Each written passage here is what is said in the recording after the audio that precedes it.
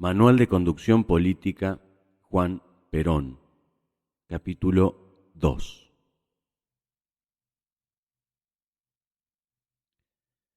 Condiciones de tiempo y de lugar.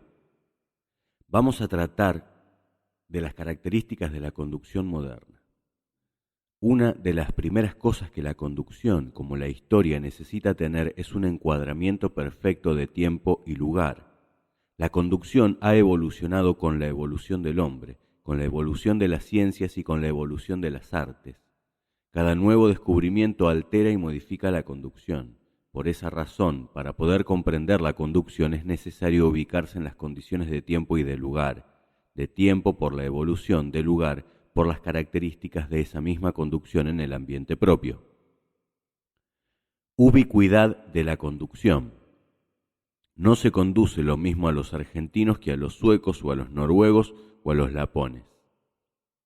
Hay también en eso un don de ubicuidad de la conducción, sin el cual uno fracasa irremisiblemente.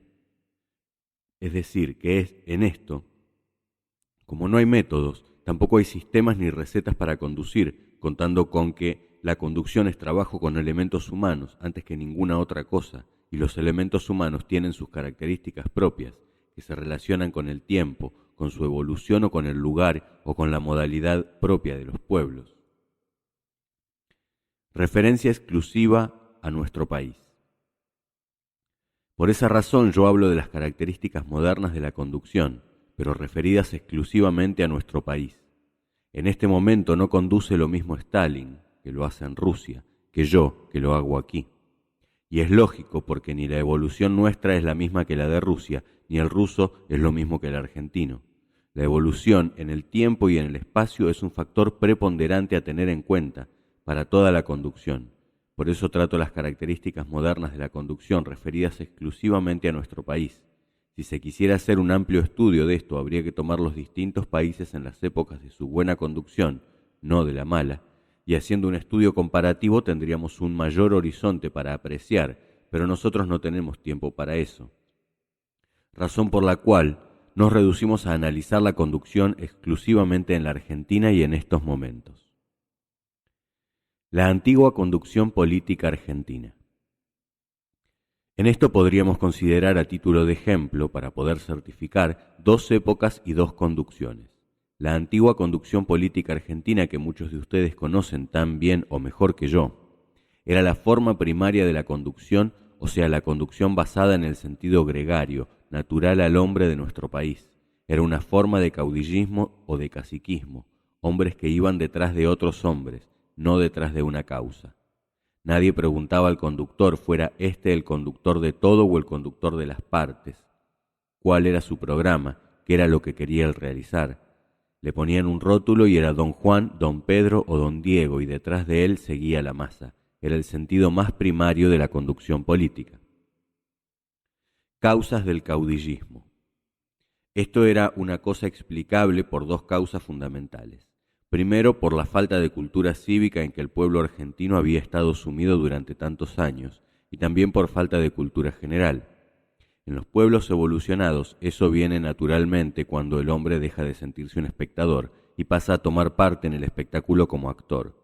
Entonces él necesita saber algo más y no solamente que va detrás de un hombre, sino detrás de una idea o de una causa que quiere conocer, que quiere penetrar, y entonces racionalmente va detrás de esa causa porque la comprende, la comparte y la siente.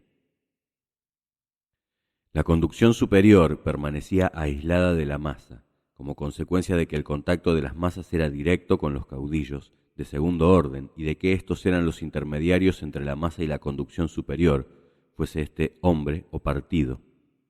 No se podía, por razones de medios, realizar una conducción más o menos centralizada. Había que confiar en los caudillos de segundo orden, porque ¿cómo podía el caudillo total llegar hasta la masa misma? No eran hombres para adoctrinar masas, o bien no les convenía llegar con su palabra a la masa. Por otra parte, ellos no querían de la masa el apoyo sentimental, sino el apoyo electoral, con el cual se conformaban. En consecuencia, y como no existía entonces la radiotelefonía, y aún después, cuando existió, como ellos no quisieron ponerse en contacto directo con la masa por ese medio que les brindaba la ciencia, permanecían aislados de la masa. El caudillo. ¿Por qué? El caudillo no era un adoctrinador, ni un maestro, ni un conductor. Prefirió, pues, subtraerse del contacto con la masa y decía más: no hay que meterse mucho, se gasta uno. Eso es cierto, es de la época. Cuando yo era subteniente había un capitán en mi compañía, de esos capitanes viejos, que decía lo mismo: no hay que ir mucho a la compañía porque los subalternos te pierden el respeto. Es claro, como era ignorante y bruto, en cuanto lo conocían le perdían el respeto. Estando alejado no lo conocían y estaban siempre en duda sobre su valor, inteligencia y capacidad. Lo mismo era el caudillo político: eludía el contacto con el pueblo porque no le favorecía, porque carecía de las cualidades que debía tener para conducir, es decir, que su resolución de no establecer contacto era sabia en cierta medida. Pero el pueblo, a la larga, tenía que conocer la verdad, porque las verdades se pueden ocultar por poco tiempo. Descomposición de los partidos políticos. Esas antiguas formas de conducción llevaron a la descomposición de los partidos políticos, cuando la gente comenzó a conocer la verdad. Ellos habían creado una serie de organizaciones que no permitían la conducción centralizada, es decir, no había una conducción del conjunto, pero sí de las partes, y que con un aglutinante distinto del que se emplea en el orden moderno de las cosas. Por eso tenían sus convenciones soberanas. Las convenciones soberanas. Yo entiendo que en cada país puede haber solamente una cosa soberana, porque cuando hay dos, ninguna de las dos es soberana. Las convenciones departamentales eran soberanas, hacían lo que querían, y lo mismo hacían las provinciales y las nacionales. Al final, ¿cuál era la soberana? Cada una hacía lo que quería y el resultado era una anarquía permanente. Convenciones que debían ser para unificar resultaban elementos de distorsión y disolvencia, porque se enfrentaban y chocaban entre ellas, originando procesos de disolución que terminaban con la atomización total de las organizaciones políticas. Hasta de nombre cambiaron los partidos.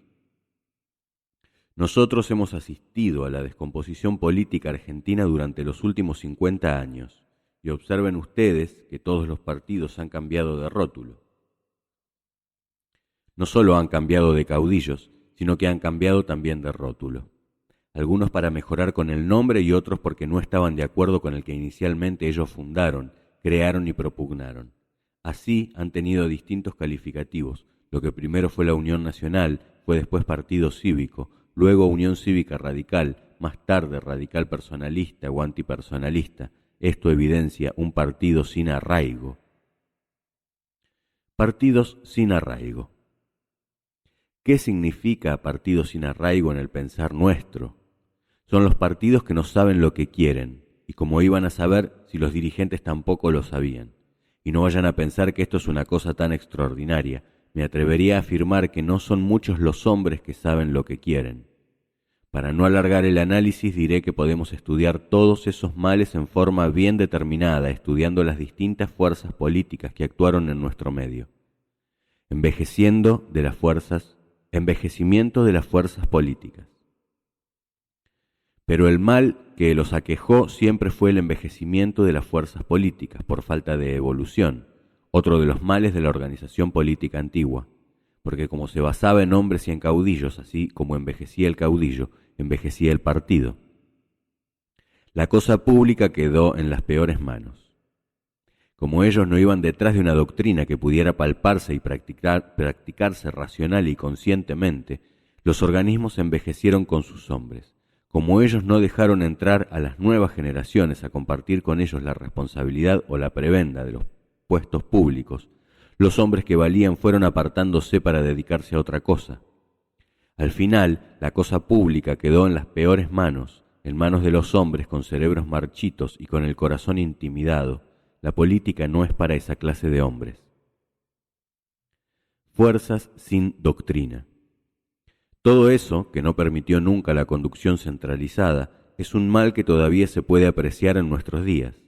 Hay países de una enorme evolución en sus formas políticas, donde se afirma que existen la perfección hecha sistema de nuestra democracia, pero la deformación se produce en otras direcciones y por otras partes. Se ven asociaciones ilícitas y de delincuencia que se han hecho cargo de la dirección de la cosa pública, y esto obedece exactamente a lo mismo.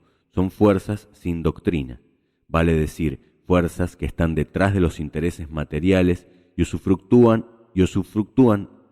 de los bienes que el pueblo necesita para disfrutar de su felicidad y para preparar y realizar la grandeza de la nación. Deben transformarse las formas políticas. Sería largo que yo hiciera en estos momentos la crítica detallada de todo eso, pero esas observaciones que uno va realizando a medida que ve desfilar distintas formas políticas y analiza, por ejemplo, las de Francia, que fracasó detrás de los viejos hombres que no supieron hacerle honor, nos indican que la política deberá realizar una transformación si quiere seguir viviendo. Un ejemplo, el socialismo. Para dar un ejemplo tomaré una sola de esas fuerzas, que es la que presenta un aspecto más interesante, más rápido y más objetivo para analizar: el socialismo. Socialismo y comunismo. El socialismo nació en la Segunda Internacional, es decir, que su lugar y época de nacimiento son casi simultáneos con el comunismo. Los dos son hijos de una misma madre, el marxismo. Cuando se realiza la Tercera Internacional se separa el socialismo del comunismo.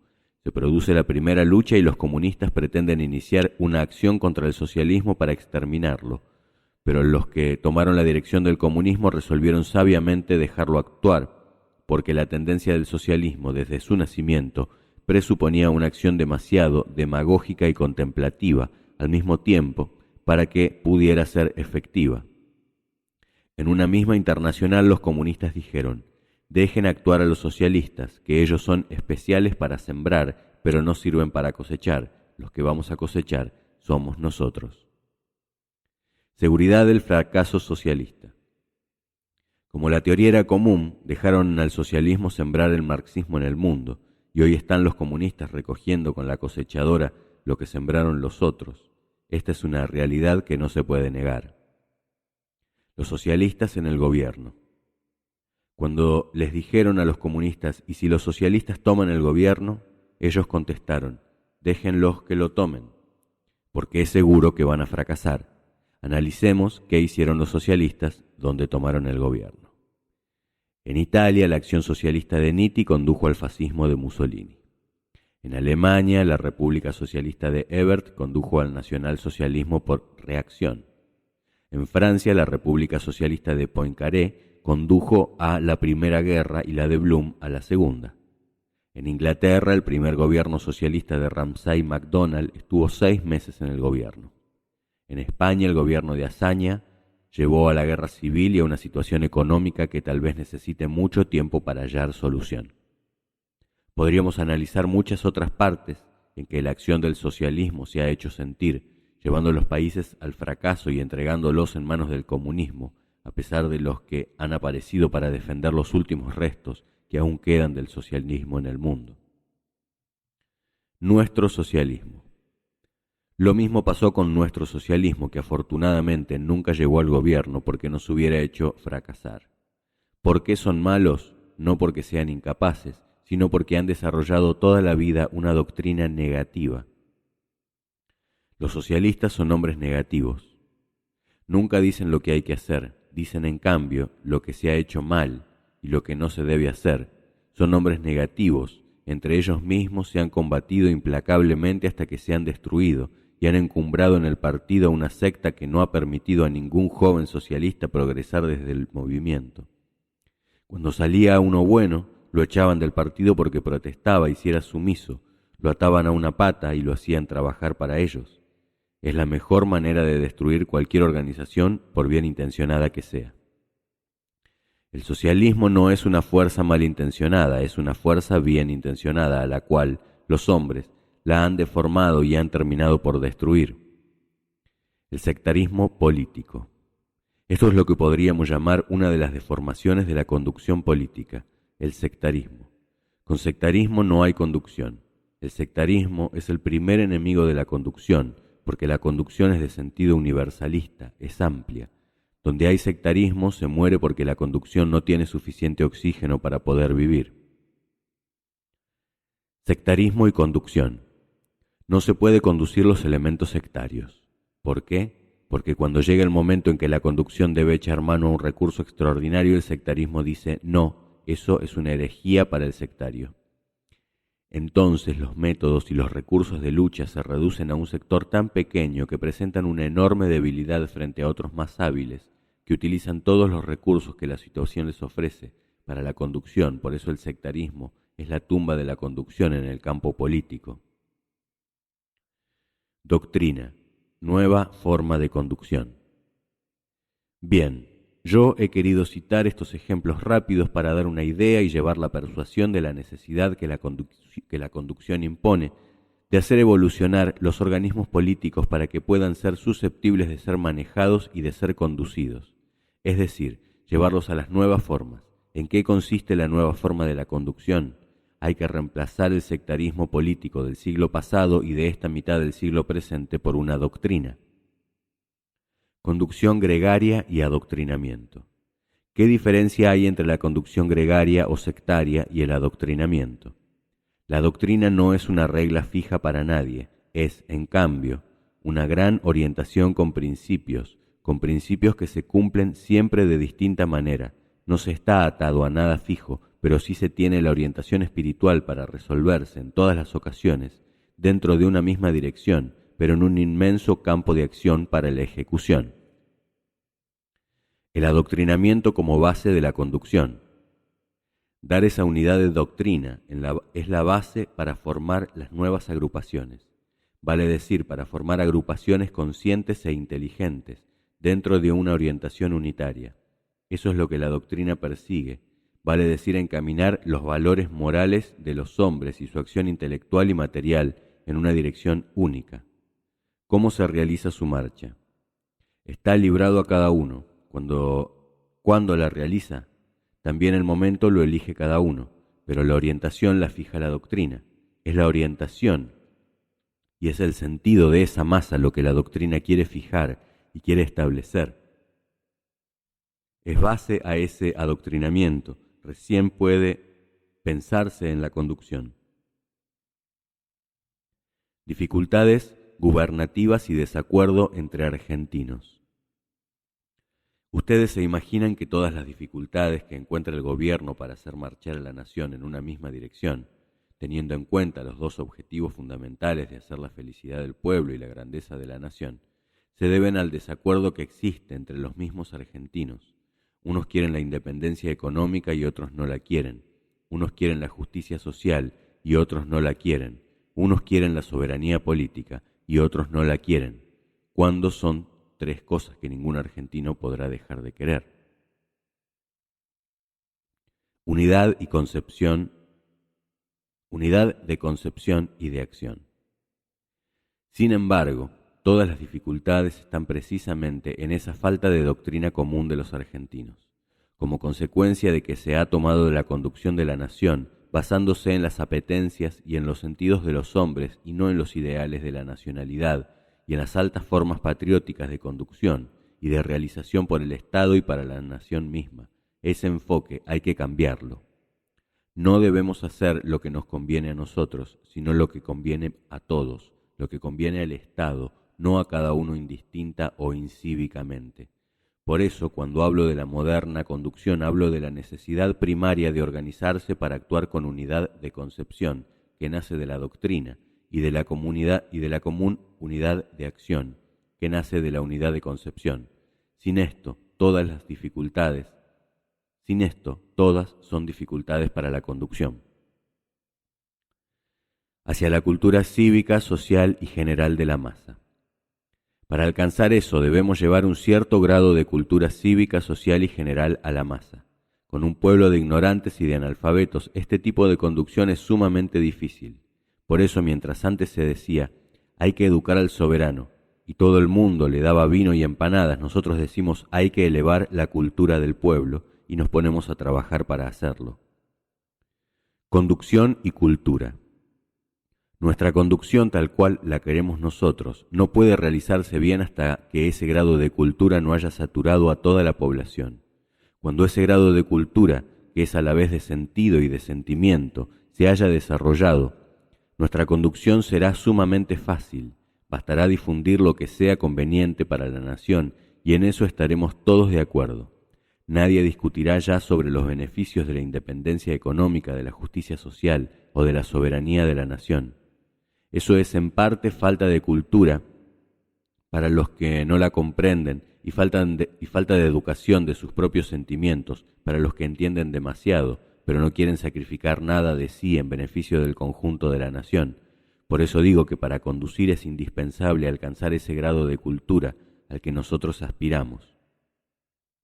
Técnica moderna al servicio de la conducción. Las formas nuevas o modernas han permitido también mucha de la elevación cultural de las masas. Antes se efectuaba mediante la difusión fragmentaria, muy lejos del contacto directo con las masas, para poder educarlas o instruirlas. Hoy, el agricultor que no baja a una población durante un año escucha lo que le decimos todos los días desde aquí mediante la radiotelefonía. Vale decir que las modernas conquistas de la ciencia nos van facilitando la tarea. Cuando actuamos en un acto cívico nos basta hablar a todo el país por radio y no queda ningún argentino sin conocer lo que terminamos de decir. Eso era antes imposible. Hoy lo hacemos en un minuto. Antes se necesitaba 6, 8 meses, un año. No puede admitirse ya la conducción anarquizada. Hoy no se puede admitir ni tolerar la conducción anarquizada de las partes, ya que es posible realizar la conducción centralizada mediante los nuevos métodos. Así fue como nosotros derrotamos a nuestros adversarios aferrados a las viejas formas de los comités y de la transmisión por intermediarios, que eran los caudillos políticos. Nosotros tomamos la radio y dijimos a todos, hay que hacer tal cosa, y la hicieron. Esa unidad de acción se obtuvo aprovechando un medio que ellos no supieron aprovechar en la misma forma que nosotros. Formas peronistas de conducción política. La víspera de la elección del 24 de febrero, nosotros dimos por radio la orden a todos los peronistas y al día siguiente todos la conocían y la ejecutaban. Nuestros adversarios se reían de nuestra orden y seguían con sus discursos, sus comités, sus empanadas, sus conferencias y sus convenciones soberanas. Cito ese ejemplo para que se den cuenta que la ventaja de los tiempos modernos radica en esas dos circunstancias, la posibilidad de elevar por todos los medios la cultura ciudadana de la población mediante una devoción y un trabajo permanentes, y de agilizar y centralizar la conducción en el momento oportuno para que no prime ningún interés personal o parcial, sino el interés de todos, representados en la conducción centralizada desde un punto de vista que los haga insospechables, de perseguir algún interés personal o de tener interés en favorecer a nadie que no sean los hombres que trabajan con el mismo tesón y el mismo afán para la defensa de la colectividad, es decir, estas nuevas formas son las nuestras. Se deben aprovechar los nuevos sistemas. Hay que ir aprovechando todo eso nuevo para ir llevando una conducción más ajustada a la necesidad de la propia conducción.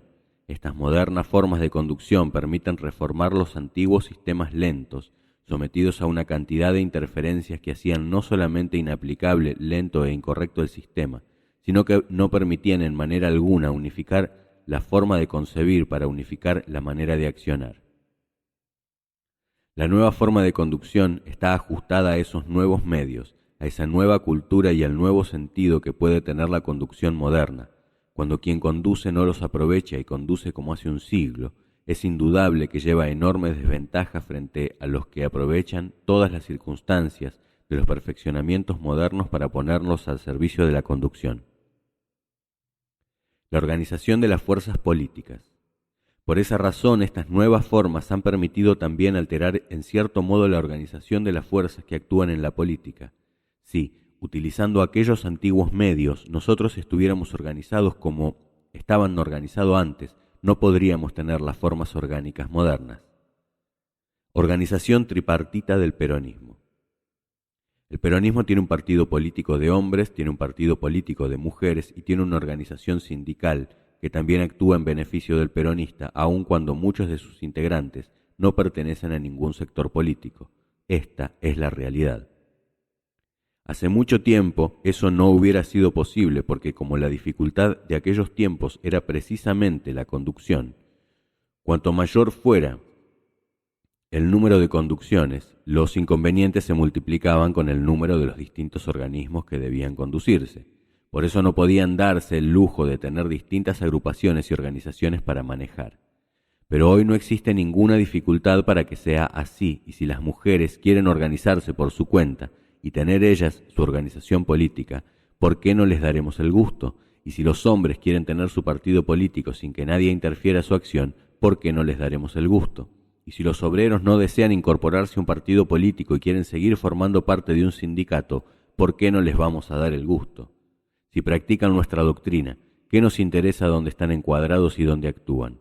Nos basta con que sientan y actúen como justicialistas, cualquiera sea la organización que los agrupe. ¿Por qué? Porque así los podremos conducir cualquiera sea el tipo de organización que tengan.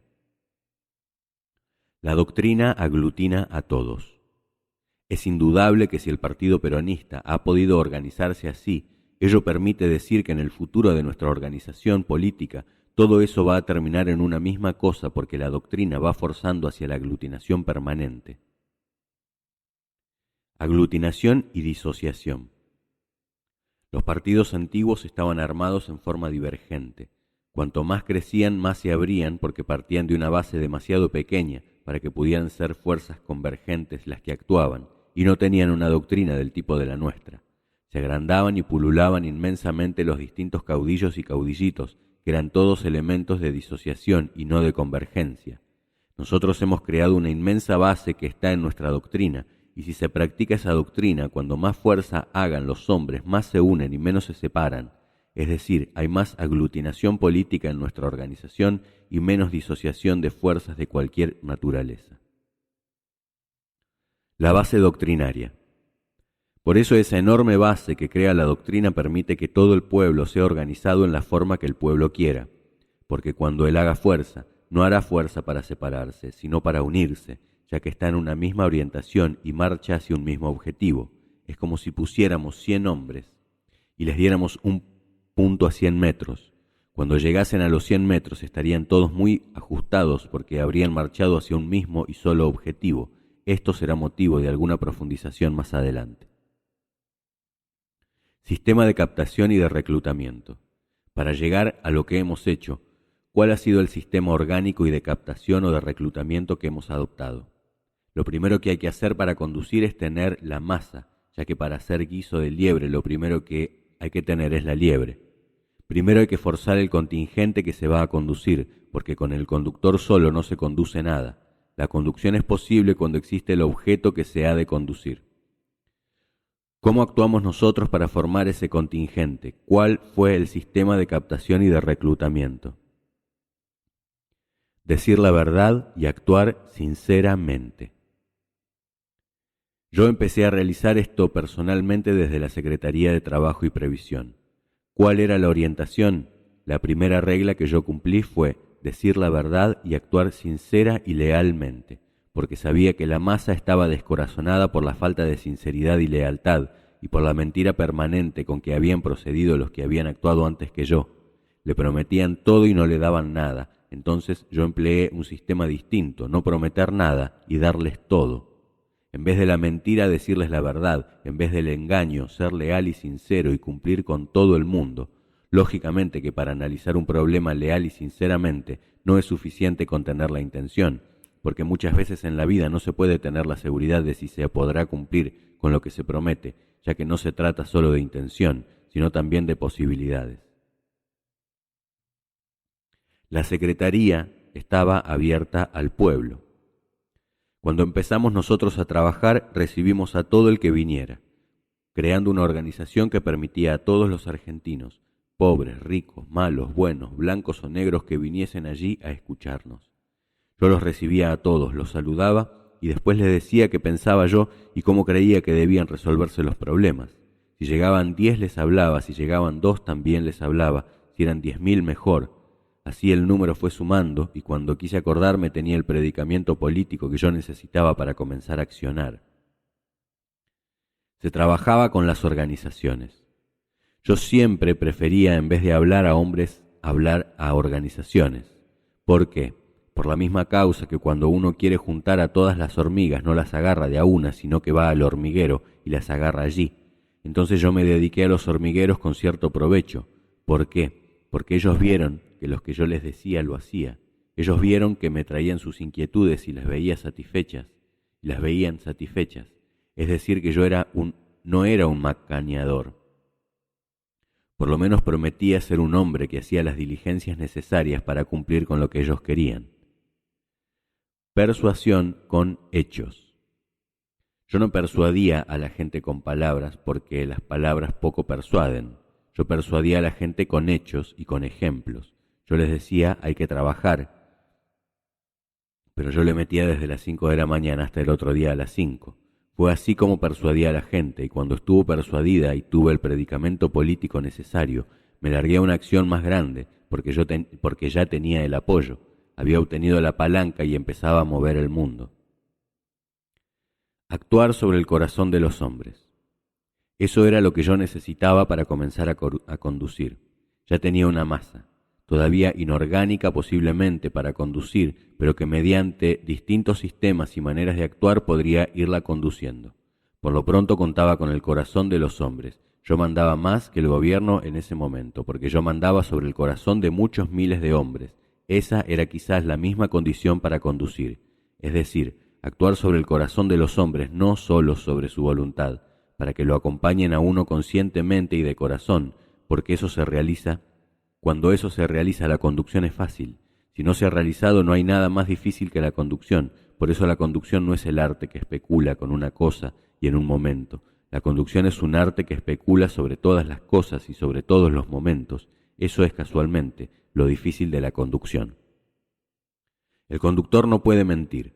El conductor no puede decir la primera mentira. El conductor no puede cometer la primera falsedad ni el primer engaño.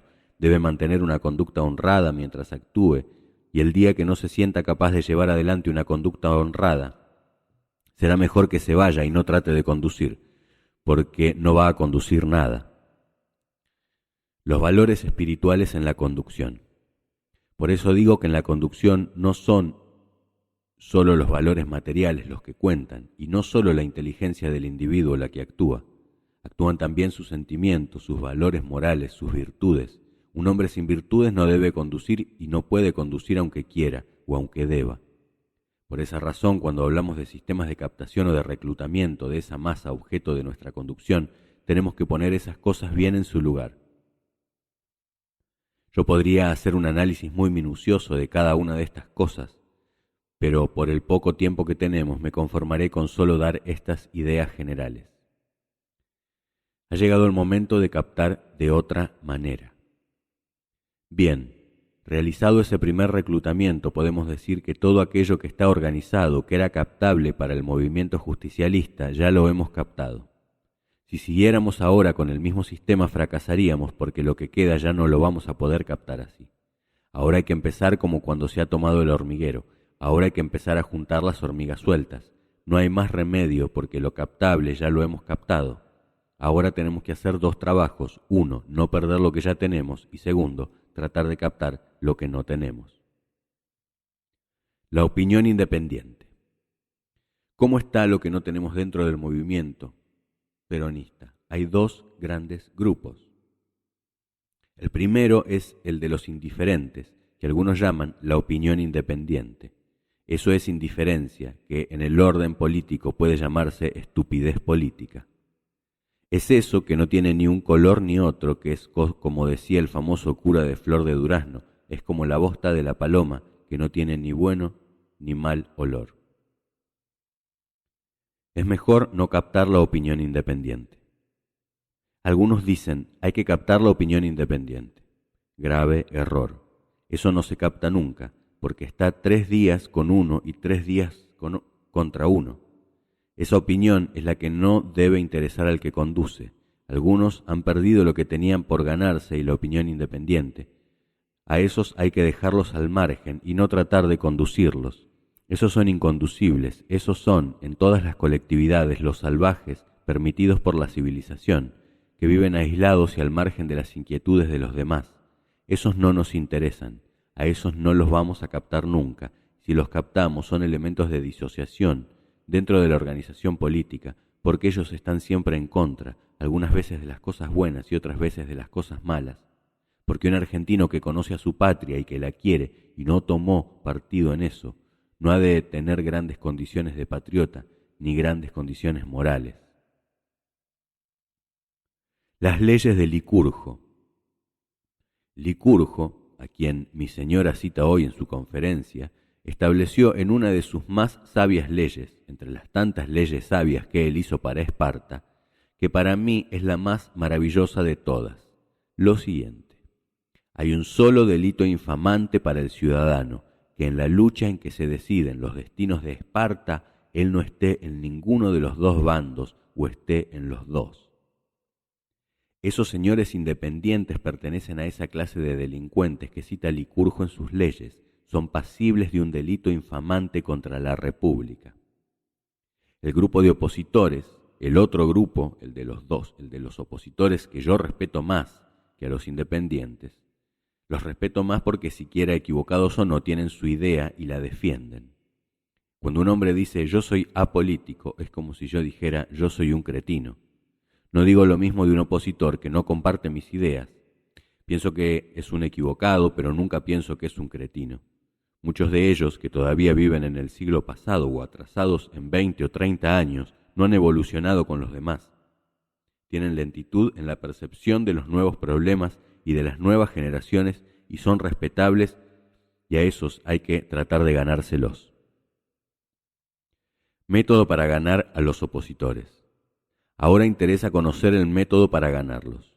Observen ustedes, los hombres que han sido de cualquier tendencia pero que no han estado afiliados a una obligación caciquesca o caudillesca, están con nosotros. Quedan fuera de nuestra organización solo aquellos que obedecen a un caudillo, pero el caudillo se lo puede sacar la gente poniéndola frente al panorama de la República, hablándole de que no sirve a un caudillo, que no se sirve a un caudillo, sino a la nación.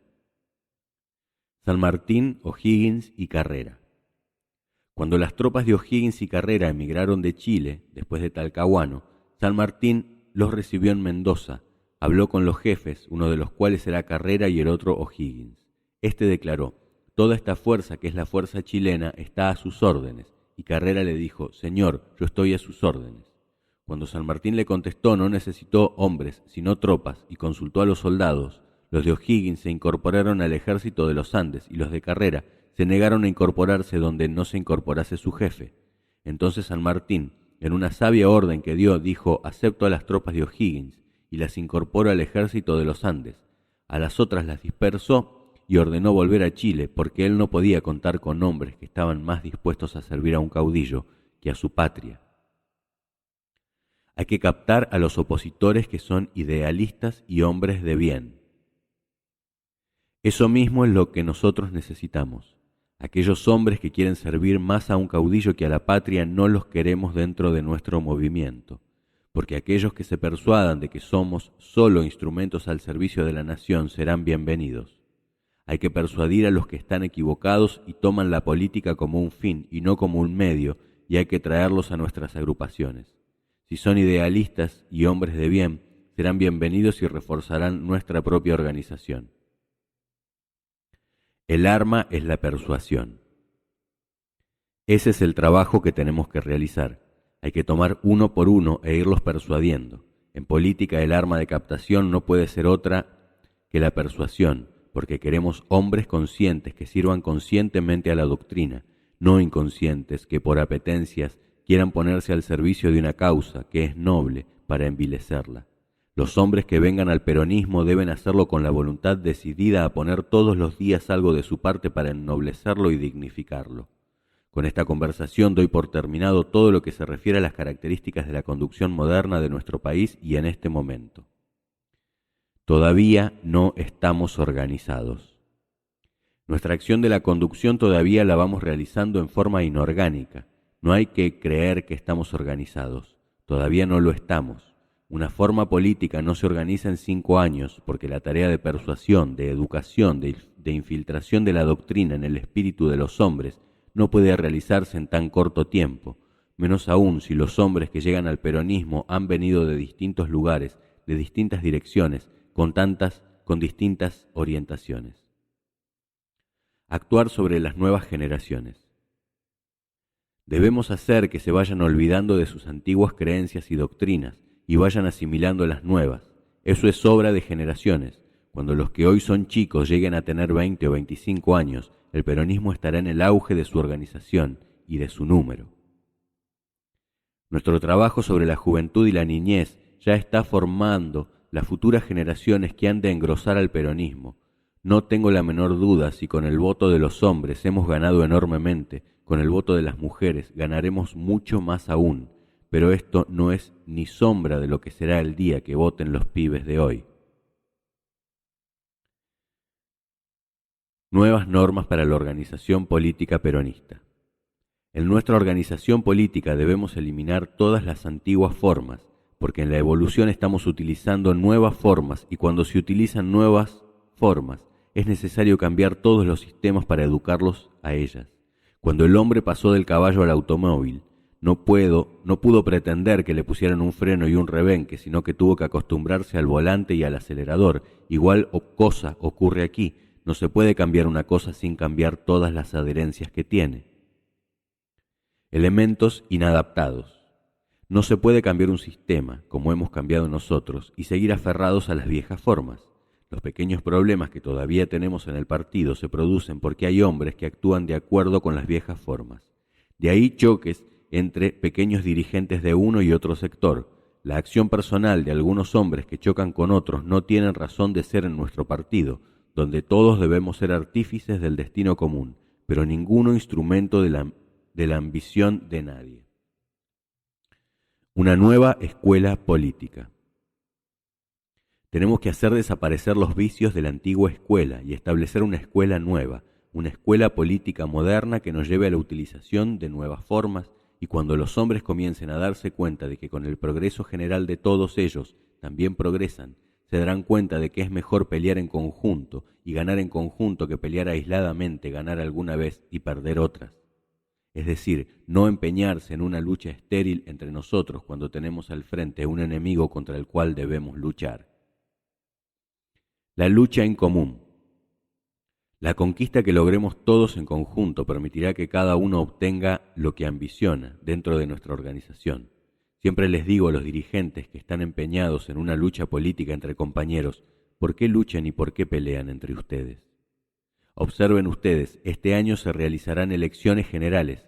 Hay 20.000 puestos para cubrir y nosotros no tenemos todavía 20.000 dirigentes capacitados como deseamos, moral e intelectualmente para desempeñarlos.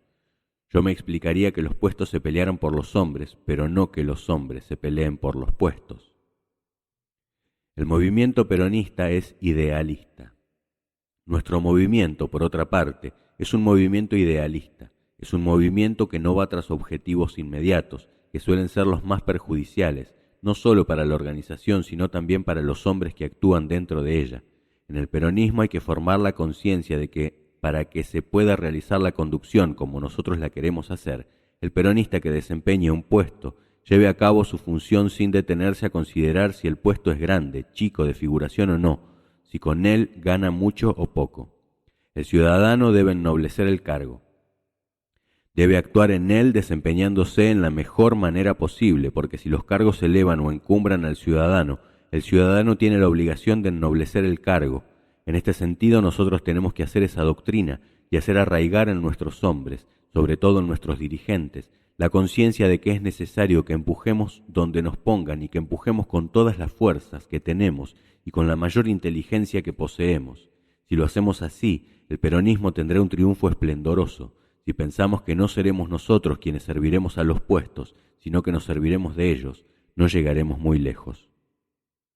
Yo, que defendí esto con toda la fuerza de mi alma, sé cuánta razón tengo al decirlo.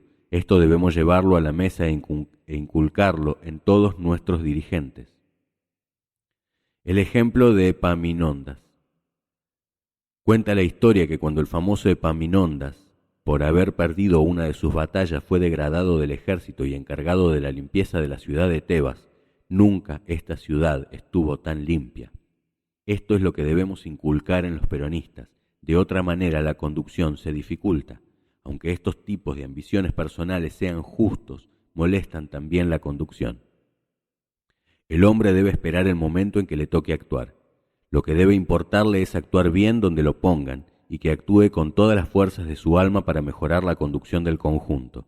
El conductor no solo debe llevar a la gente, sino que debe conformar un instrumento perfecto para que los pueda llevar y los haga actuar, y cuando actúe bien. Los instrumentos de la conducción o los que se forman de la conducción deben tener el temple, la forma y todo adecuado a esa conducción. Es necesario elegir y forjar los instrumentos de la conducción. Vale decir que el conductor moderno no debe tener solamente una masa para conducir, debe tener una masa organizada, educada, elevada espiritualmente, porque entonces la conducción se facilita. Cuando yo tengo que realizar un trabajo, lo primero que hago es munirme de las herramientas con que debo trabajar. El conductor que debe realizar conducción, que es un trabajo, debe tener también las herramientas y los elementos necesarios para hacerlo y entonces lo hará bien.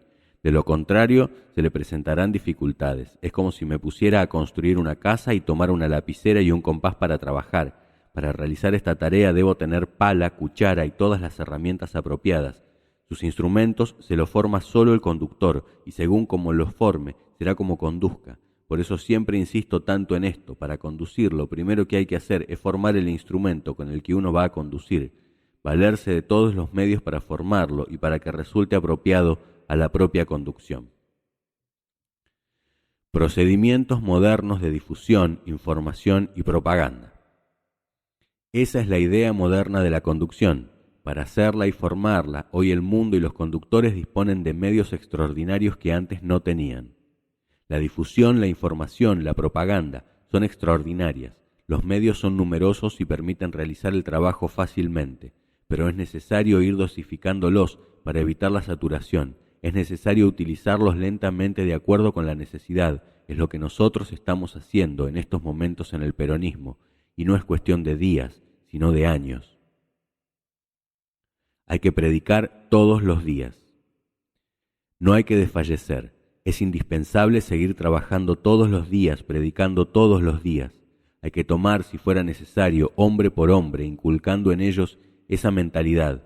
Cuando todos estén en esa mentalidad, cuando todos compartan de corazón nuestra doctrina, tendremos el instrumento para la conducción y entonces conducirá cualquiera. Es como un caballo que cuando es potro lo conduce solo el domador, pero cuando está adiestrado lo puede conducir hasta un chico. Así es la conducción. Doctrina, teoría y formas de ejecución. Pasemos a considerar otro punto de la conducción. En el primer capítulo hemos tratado los elementos de la conducción. También les he hablado de las características de la conducción moderna, solo en forma muy sintética. Sobre cada uno de estos puntos se podría hacer un curso entero de un año, pero hay que andar rápido. Además de las características modernas, deseo hablarles de la doctrina, de la teoría y de las formas de ejecución, que son también elementos de esa conducción. Aspectos materiales y espirituales de la conducción. ¿Qué es lo más importante para la conducción moderna? Es tener una masa orgánica. En lo orgánico consideramos dos partes: la organización espiritual, que es la más importante porque si ustedes toman 100 individuos que piensen como quieren y los juntan, enseguida se separarán solos, pero tomen 100 individuos que piensen de la misma manera y no se separarán jamás.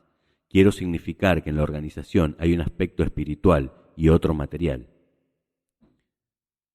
Lo importante es la organización espiritual. No se trata de colocar en casilleros a los hombres, se trata de darles un sentido y un sentimiento similar. De nada sirve la organización material sin lo espiritual. Si una masa está organizada espiritualmente, no tiene gran importancia la organización material. Yo pongo como ejemplo las primeras elecciones. ¿Estábamos organizados? ¿Qué íbamos a estarlo? No sabíamos quién era quién dentro de nuestro movimiento. Sin embargo, fuimos a las elecciones y todos estuvieron en el lugar donde los llamamos. Es decir, en la elección privó el sentido espiritual de la organización, porque es un hecho cuantitativo. Votaron todos los que pensaron como nosotros, estuvieran o no organizados. Claro que la acción política no es solo cuantitativa, sino también cualitativa, porque nosotros no hacemos un fin de la política, sino un medio. Acción cuantitativa y acción cualitativa. Ganar la elección es para nosotros un medio para servir al país. Para servirlo tenemos que organizarlo, porque si no, no podríamos hacerlo. El primer acto es cuantitativo. En la elección votan todos, buenos y malos, sabios e ignorantes, un voto cada uno. Pero cuando pasamos a la acción de gobierno es otra cosa. Al gobierno hay que llevar lo mejor que se tenga, lo más capaz, porque hay que realizar una acción para el bien del país. Por eso es indispensable para nosotros hacer la organización espiritual y la organización material. La doctrina, organización espiritual. ¿En qué consiste la organización espiritual? En la doctrina. Ahí radica todo, porque mediante la doctrina todos pensamos de una manera similar, y de lo que se trata al inculcar la doctrina es precisamente de llevar a los hombres a una concepción similar de la vida y de la acción en beneficio de la vida del movimiento. Por esa razón diferenciamos lo que es necesario inculcar para la conducción, una doctrina, lo que es necesario enseñar, una teoría, y lo que es necesario dominar, las formas de ejecución, es decir, las formas de ejecutar esa teoría que a su vez nace de la doctrina. La doctrina se inculca, la teoría se enseña. La doctrina no solamente se enseña, la doctrina se inculca. No va dirigida solamente al conocimiento, sino que va dirigida al alma de los hombres. La doctrina no es suficiente conocerla, es necesario comprenderla y sentirla. Por eso esto se inculca. La teoría que nace en sí de la doctrina es suficiente aprenderla, conocerla, comprenderla, porque va dirigida exclusivamente al conocimiento. Las formas de ejecución y las formas de ejecución que surgen de esa doctrina son el método de acción para poner la teoría en ejecución, porque ni la doctrina sola, ni la teoría sola, ni las formas de ejecución solas pueden aplicarse racionalmente de la doctrina. Se pasa a la teoría y de la teoría se pasa a las formas de ejecución. Interdependencia de los tres elementos de la conducción. Si nos quedamos en la doctrina somos predicadores. Si solamente tenemos la teoría somos diletantes, que decimos todo lo que hay que hacer, pero no hacemos nada. Y si conocemos solamente las formas de ejecución, las hacemos rutinaria y mecánicamente y no dejamos macana por hacer. En todo esto hay un acto de continuidad que nace en la doctrina, se ilustra en la teoría y se ejecuta en las formas de ejecución. Por eso la conducción comprende estos tres elementos, sin los cuales se queda embrionariamente muerta en la doctrina o se hace un discursiador de teorías que no realiza ni nadie aplica, o de lo contrario, se aplican rutinaria y mecánicamente las formas de ejecución, lo cual lleva directamente al fracaso. Hacia la unidad de concepción y de acción. La complementación de estos tres factores permite a la conducción inculcar una unidad de concepción y de ahí pasar a una unidad de acción. Eso es lo indispensable para la conducción. Daré un ejemplo. Nadie puede negar que hoy tenemos nosotros una superioridad extraordinaria sobre todos nuestros adversarios juntos. Sin embargo, hay momentos en que los partidos políticos con sus rumores, con sus cosas, nos tienen molestos. Cuando en verdad, con la superioridad que tenemos, deberíamos ser como una aplanadora. A veces la aplanadora forcejea y pasa con alguna dificultad. Eso ocurre simplemente porque todavía en el movimiento peronista no están en pleno desarrollo la doctrina, la teoría y las formas de ejecución. Eso es todo. En otras palabras, falta todavía dentro del peronismo una unidad de concepción y una unidad de acción. Tenemos la aplanadora, pero el volante está en un lado, la casilla en otro, el que maneja en otro y así no se puede andar bien. Hay que juntar todo, ponerlo en su lugar y hacerlo marchar. Entonces aplastaremos a nuestros adversarios. Esto que explico gráficamente como ejemplo es lo que tiendo cuando hablo de la unidad de doctrina, de la unidad teórica y de la unidad de acción en la ejecución. La comprensión de la doctrina lleva a la unidad de concepción. La doctrina hay todavía que difundirla e inculcarla mucho, porque muchos hablan de la doctrina y no la han leído siquiera. O sea, no han comenzado a realizar la primera tarea, que es conocerla, para luego entrar en la segunda, que es el análisis propio para comprenderla, y mediante ese conocimiento y esa comprensión, comenzar a sentirla y hacerla casi propia. Ese es el proceso que hay que desarrollar, que cada hombre la conozca, la comprenda y la sienta. ¿Por qué? Porque eso va a llevar a la unidad de concepción.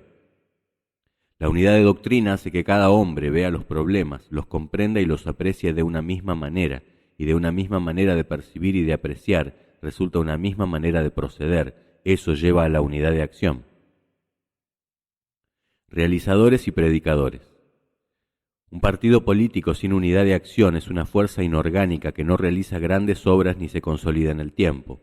Por eso he repetido tantas veces que si necesitamos de realizadores para poner en movimiento la acción, necesitamos también de predicadores que vayan formando la masa que empuja en esa acción. De nada valen los realizadores si no están impulsados, apoyados y defendidos por la masa que se consigue mediante los predicadores.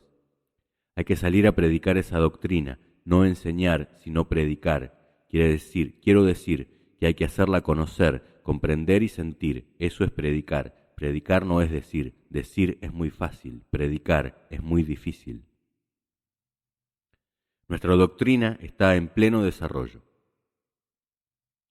Cuando hablamos de la doctrina, de la teoría y de las formas de ejecución, queremos decir que nuestro movimiento está todavía en su comienzo.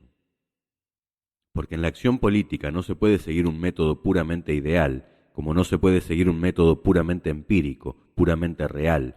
No es la observación objetiva solamente, sino también la intuición, también la apreciación subjetiva actúa en los métodos de acción política. Por eso nuestra doctrina, teoría y formas de realización o ejecución están todavía en pleno desarrollo.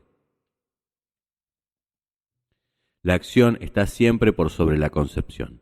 Yo no soy de los hombres que creen que debemos conformarnos, conocer un cuerpo de doctrina muy bonito, ponerlo en la biblioteca y dejarlo para que lo lean las generaciones que vengan, porque cuanto más podrán decir, qué buena idea tuvo este tipo, pero no habiéndola realizado, ¿de qué vale? El mundo no vive de buenas ideas, vive de buenas realizaciones. Por eso creo que las doctrinas son movimiento, son acción, no son solo pensamiento, no son solo concepción. Para mí la acción está siempre por sobre la concepción. Muchas concepciones no tan perfectas y algunas veces bastante malas han servido más a la humanidad que muchas concepciones hermosas que no se realizaron. Este es el punto de partida de la conducción que nosotros debemos tener presente. Debemos preparar una masa lo más perfecta posible, pero sin pasarnos a ser teóricos y no los realizadores. Procedimientos, doctrina y realizaciones. En este aspecto, el método ideal nos hubiera aconsejado hacer antes de iniciar la conducción verdadera del movimiento peronista un plan, inculcarlo en la masa y después ponerlo en ejecución. Nos hubiéramos pasado 20 años inculcando en la masa y otros 20 preparando la organización. Y dentro de 40 años hubiéramos ejecutado lo que nosotros estamos realizando desde hace 5 años. Por eso muchas hermosas ideas se han quedado atrás, sin realizarse en la historia. Por otra parte, nadie asegura que cuando los hechos comienzan no se realice todo lo contrario de lo planeado. La Revolución Francesa y los enciclopedistas. La Revolución Francesa fue preparada meticulosamente y maravillosamente durante 40 años por los enciclopedistas. Cuando se produjo la Revolución observamos que las enciclopedias no previnieron un Danton ni un Marat que les cambió todos los papeles. Vale decir que no hay continuidad segura entre el proyecto y la realización. Vale decir que no hay seguridad en el método ideal. En cambio, los acontecimientos suelen ser mucho más sabios. ¿Por qué? Porque quienes no se aferran a ideas viejas que no hacen un canon del cual uno se pueda apartar, tienen una libertad de acción superior que le permite, teniendo buena intención y suficiente capacidad para resolver cada problema, ir ejecutando en forma empírica. Detrás ya vendrán quienes recojan la experiencia y la cristalicen en una doctrina que después se entregará como ejemplo a las generaciones venideras. El peronismo predica con el ejemplo. En otras palabras, se ejecuta el hecho, se sacan las enseñanzas, se perfectibiliza al máximo y sobre todo se cristaliza una verdadera doctrina. Es el sistema que nosotros hemos seguido. Yo no hablé nunca de doctrina hasta que no hubimos realizado lo que estaba en nuestra idea realizar. Nuestra doctrina peronista es eficaz. ¿Por qué? Porque la gente sabe que nosotros no hablamos, que nosotros hacemos y después presentamos el hecho y decimos, esto es lo que hay que hacer. Es decir, predicamos con el ejemplo, que es la mejor de todas las prédicas. Actualización de la doctrina. Esa doctrina debe ser también elástica. Las doctrinas políticas no pueden ser eternas, aunque sean eternos los principios que las sustentan, pues dentro de la doctrina, además de los grandes principios, están contenidas muchas cuestiones de forma que obedecen a las condiciones de tiempo y espacio. La doctrina debe ser actualizada. Quizá dentro de 10 o 20 años, lo que hoy decimos del peronismo y que vemos tan maravilloso, ya sea anticuado. Vale decir que a la doctrina hay que mantenerla al día y hay que hacerla evolucionar presentando siempre nuevas formas activas de esa doctrina. Por eso es difícil conformar una doctrina. Hay que estudiar muy perfectamente el momento en que se realiza y hay que establecer también los organismos que vayan actualizando esa doctrina.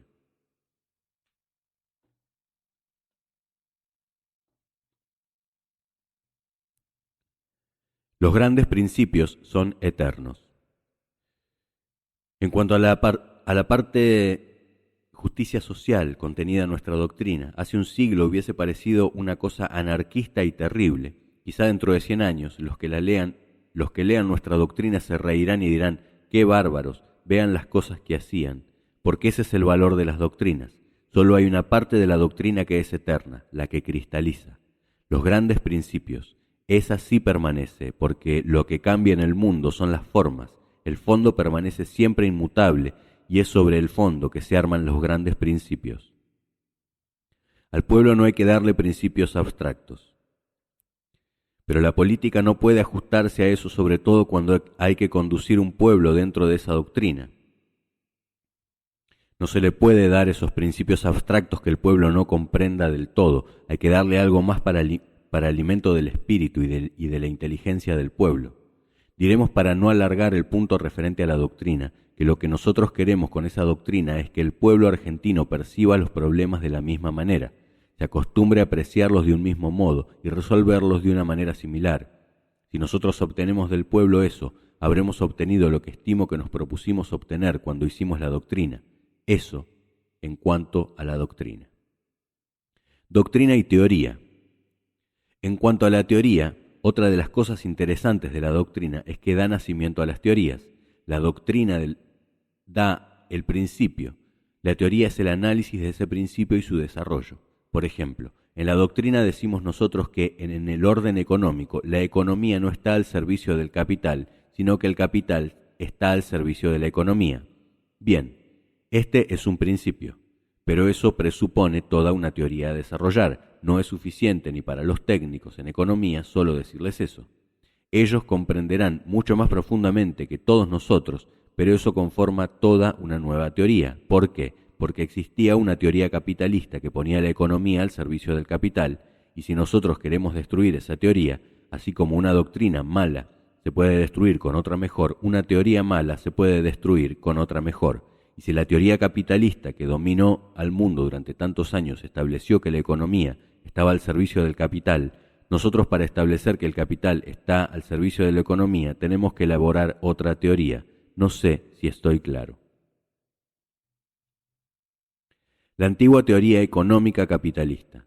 Un ejemplo aclara todo, decía Napoleón. Yo digo que cuando nosotros decimos que en el justicialismo el capital está al servicio de la economía, establecemos una cosa nueva. ¿En qué consistía la antigua teoría capitalista? En tener la economía al servicio del capital, y para eso toda la economía capitalista fue basada en un gran principio de economía pura. El principio hedónico, en la economía aplicada. Eso que en economía pura es perfecto, lo analizo como justicialista desde otro punto de vista, desde el punto de vista de la economía aplicada, porque la ciencia pura debe estar al servicio de los hombres y de la vida. No puede permanecer en la abstracción, porque entonces no tiene ninguna utilidad, como no sea la lectura, la reflexión y el trabajo de los intelectuales. Si el principio hedónico es cierto en la economía pura, ya no es tan cierto, aun cuando no es falso en la economía aplicada. Un ejemplo aclarará todo esto.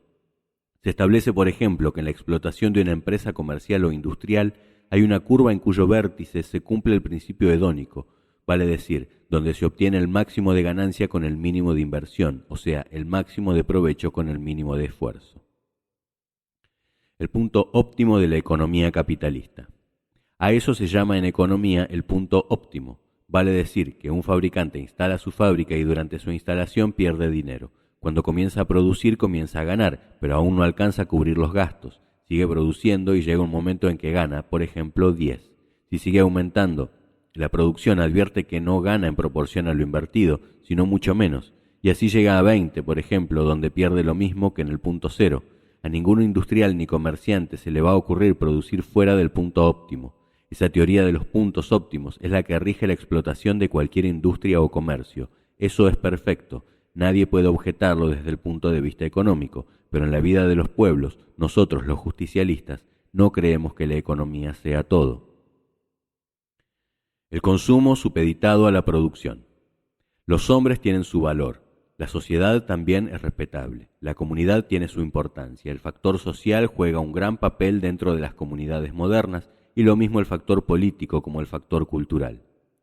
Cuando nosotros sometemos esa teoría de los economistas a estos otros factores, vemos que ya no sigue siendo tan exacta. ¿Por qué? Piensen ustedes desde el punto de vista social. Si ese señor produce 10 y yo le digo que produzca un poco más, me dice que no puede porque se sale del punto óptimo. Yo le contesto, vea que aquí la población tiene que comer 20 y usted solamente produce 10.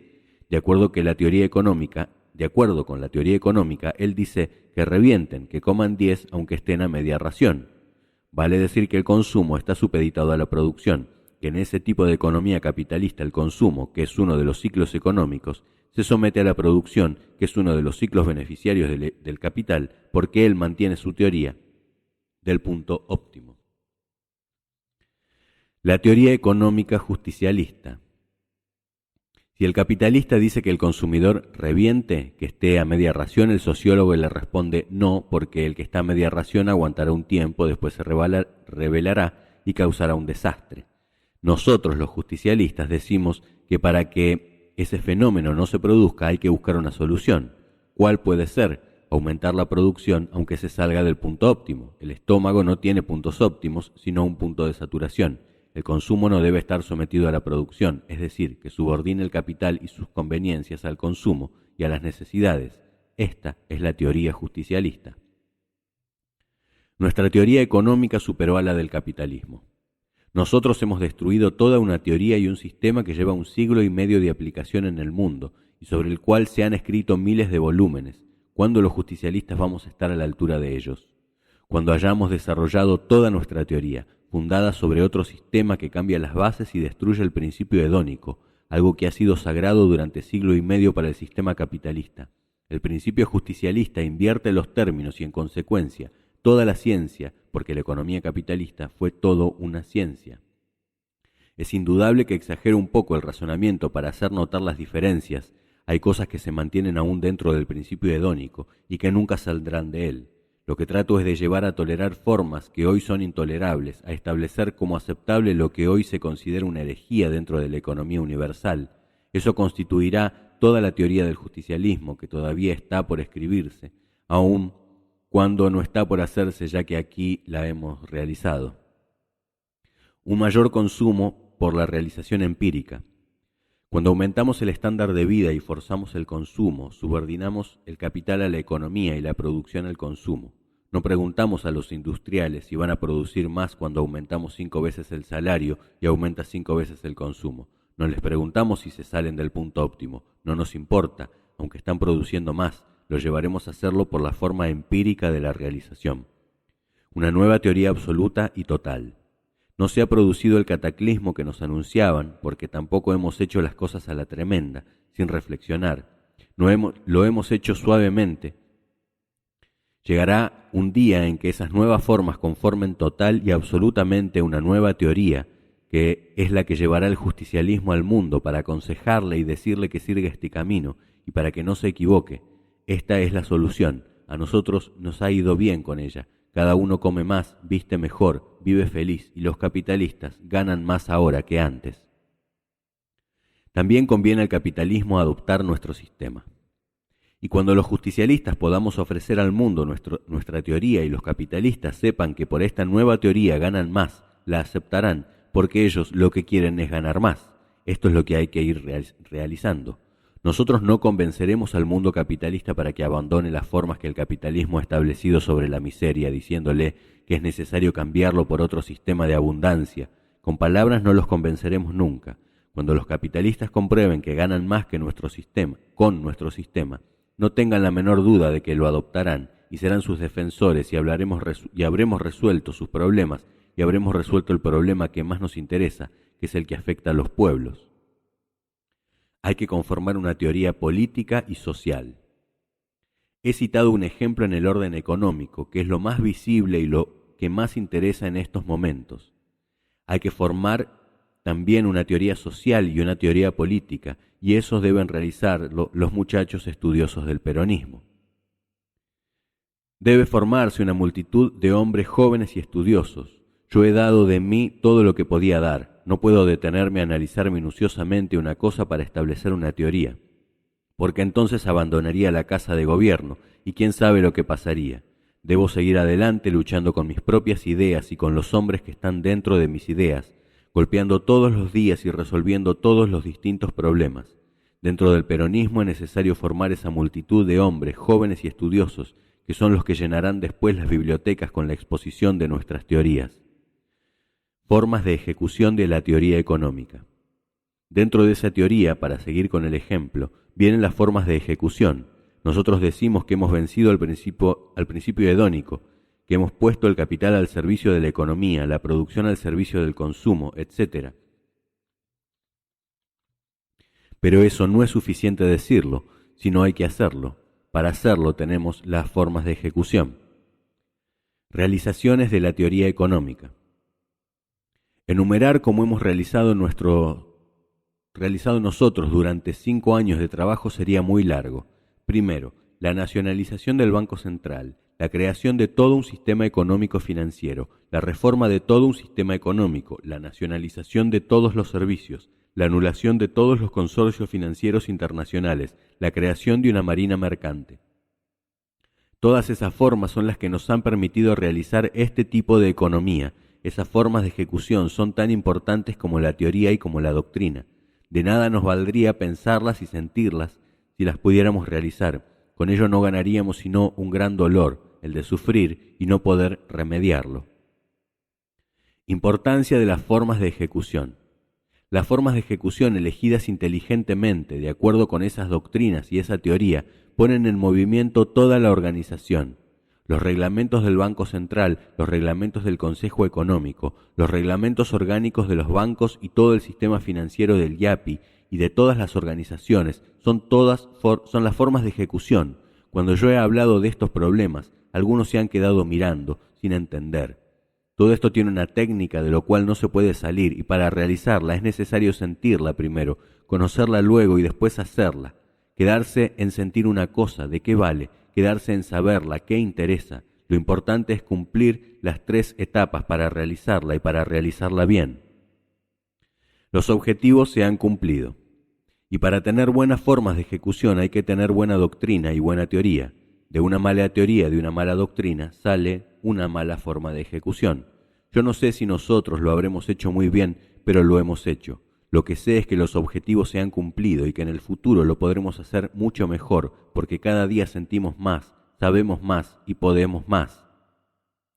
La realización fue a veces dura y difícil. Yo no quiero alargar mis explicaciones porque creo que he dado el concepto integral, que es lo único que se puede dar en un corto tiempo. La conducción no es cosa simple, como ustedes podrán comprobarlo a medida que nos vayamos internando más adentro de la médula de la conducción. Hay muchas cosas que hacer y es necesario hacerlas bien. Solamente les diré que, como experiencia personal, los ratos que he pasado yo no se los deseo ni al peor de mis enemigos.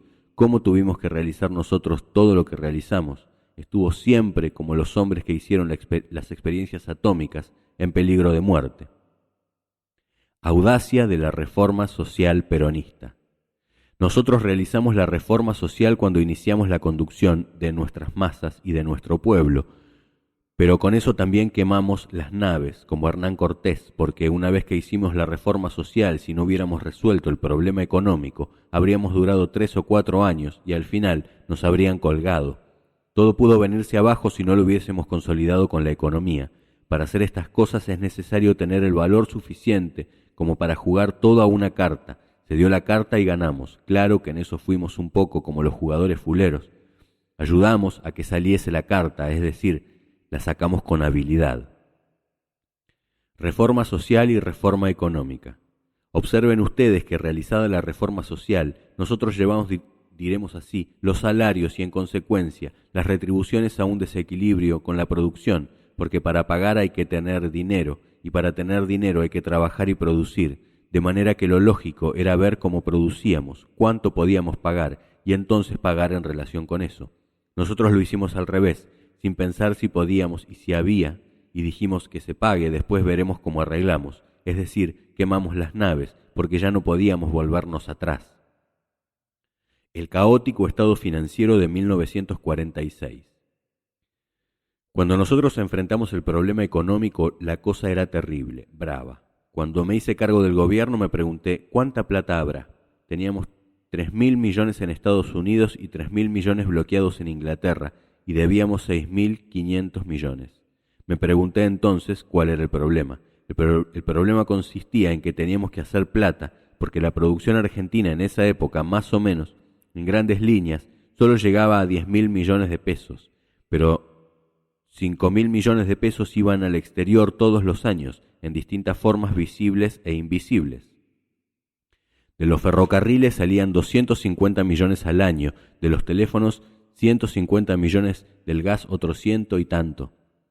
Claro que en aquella época esto era un poco teórico, porque como no teníamos plata no mandábamos todo, pero mucho salía, gastábamos 850 millones por servicios financieros, la marina mercante nos llevaba de 400 a 500 millones de pesos en divisas, porque como no teníamos barcos teníamos que pagar flete, y eso cuesta mucho. Los seguros nos llevaban 150 millones, los reaseguros 50 millones, la creación de los bancos y de todo el sistema bancario nos costó mucho dinero. La gente cree que la creación del Banco Industrial, por ejemplo, se trata de un decreto y nada más, cuando la realidad dice que para ello se necesitan cientos de millones de pesos. Otro de los problemas, había que pagar la guerra y la desvalorización de la moneda, y nosotros nos encontrábamos con todos esos problemas y no teníamos un centavo y debíamos realizar todo eso. Recuperación integral de nuestras finanzas. Han pasado 5 años. Ya no exportamos sino una insignificancia de capitales al exterior, y todos los días nos rebajan un poco más. Casi han desaparecido los servicios financieros. Para pagar nuestra enorme reforma hicimos en parte buenos negocios, pero en parte la pagamos con la desvalorización de la moneda, lo mismo que hizo el mundo para pagar la guerra. Suspendimos el patrón oro. No debemos nada a nadie, ahora estamos juntando oro. Los 5.000 millones de pesos que salían anualmente al exterior no salen más. La manguera que echaba un chorro para afuera la hemos dado vuelta y echa el chorro para adentro. Se ha logrado una floreciente economía de abundancia. Utilizamos un sistema distinto de todos los que se han usado en el mundo en épocas de crisis y necesidad. Cuando decían que había que hacer economía, les reducían los sueldos a los empleados y obreros. Nosotros dijimos, estamos pobres, páguenle 5 veces lo que les pagaban antes. De ese modo se reactivó la economía y todo salió bien. Todo mejoró en el momento en que estábamos pobres. Los yanquis decían hace 5 años, estos locos duran 6 meses y se funden. Hoy dicen que el estado más floreciente de la economía en toda América es el de la República Argentina. Un milagro económico sin el sacrificio del pueblo. Contando esto anecdóticamente, como lo cuento yo, parece una cosa simple, pero yo sé lo que han pasado los pobres muchachos del grupo económico junto conmigo, las penurias que ha habido que enfrentar para realizar la obra extraordinaria que se ha realizado en el proceso de la economía argentina, y posiblemente como único caso en el mundo y en momentos difíciles de la humanidad, cuando en otros países se están comiendo los botines, nosotros estamos en un estado de florecimiento extraordinario. Y este esfuerzo y este milagro económico, realizados en la República Argentina, se han realizado sin imponerle a ningún argentino ningún sacrificio, al contrario, dando una época de abundancia en un mundo de dolor, de miseria y de desesperación. El mérito es de la doctrina y el pueblo. Y esto se debe, en gran parte, a nuestra doctrina, se debe a nuestra teoría y se debe en mayor parte todavía a las formas de ejecución que se han puesto en acción para realizarlo. El mérito no es de nadie, el mérito es de toda la República, que ha compartido y me ha puesto y me ha puesto en marcha no solamente esa doctrina, sino también esa teoría y de mis colaboradores que han realizado esas formas de ejecución. Imagínense que los grupos de economistas peronistas han debido realizar esto un poco en la oscuridad porque no estaba muy claro sobre la teoría, ya que no la teníamos todavía desarrollada, no estaba muy en claro la doctrina porque era nueva. Y ellos han creado así, a tientas, las formas perfectas de ejecución que nos han llevado al éxito. Por eso algún día la historia argentina, al analizar este momento difícil para la nación, tendrá sin duda palabras de elogio para esta gente joven que dentro del grupo económico ha hecho verdaderos milagros.